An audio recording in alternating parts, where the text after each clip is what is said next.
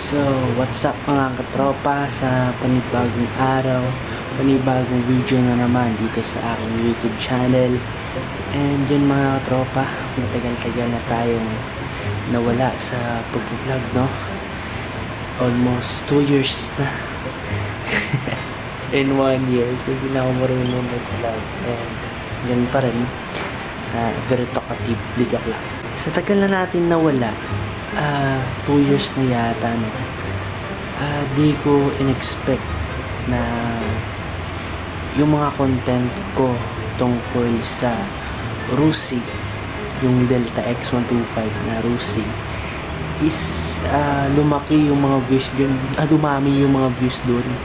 Umabot ng 2,000, 3,000, kahit yung walang kwenta nung ano ko dun, nung parang yung helmet na hindi, wala yun, walang kwenta yun, di joke lang.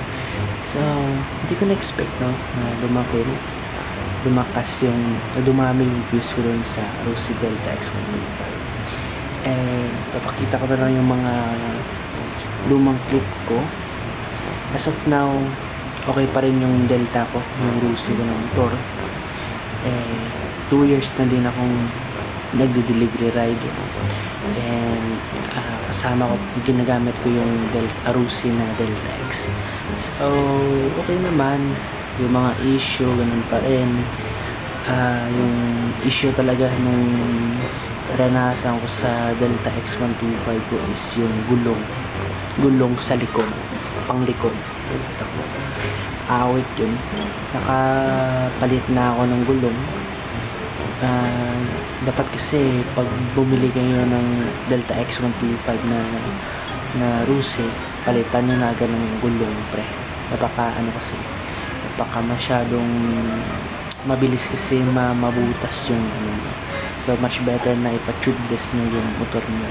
So as of now, ganun pa rin yung gas consumption nya is isang full tank lang ako sa isang araw. Pag nag-delivery rider na ako, all goods na yun, pre. Kasi Maxim nga pala, Maxim. So kahit saang lugar ako pupunta, back and forth, 12 kilometers, 14 kilometers, kaya yan, pre. Nakatropa, no? So ayun, yung mga issue pa sa Delta ko is yung signal light. Yan. Yung sa signal light ko, kaso natumba na kasi, pero napalitan ko yung signal light ko ngayon. Pero pagpalit nun, natumba yung motor. Ayun, sira na naman. Yung stock na signal light sa Delta X125, habang tumatagal, yung nasisira yung niya, yung signal light niya, parang napuputol, ganun. So much better na na lang, ingatan nyo na lang, no? Kasi mabilis masira yan, yung ganyang type na signal light. Kita ko yung yung Royal sa likod, So ayun, so yung another issue na naman sa Delta ko is yung sa tail light. Yan, yung 6 months yata na biglang napunder yung niya, yung di na gumana yung taillight niya sa likod in 6 months. So pinalitan ko. Kung gusto nyo bumili ng mga taillight or headlight or mga digital panel ng Rusi Delta nyo, punta na lang kayo sa kasa. Kaso nga lang, maghihintay kayo ng 1 buwan, no? Or depende yan sa location, kasi in-order pa yan sa Manila yata, hindi ko lang sure. So ayun, yung sa brake, yan, yung brake, mabilis yung sa likod talaga, mabilis hindi kumapit yun, pre.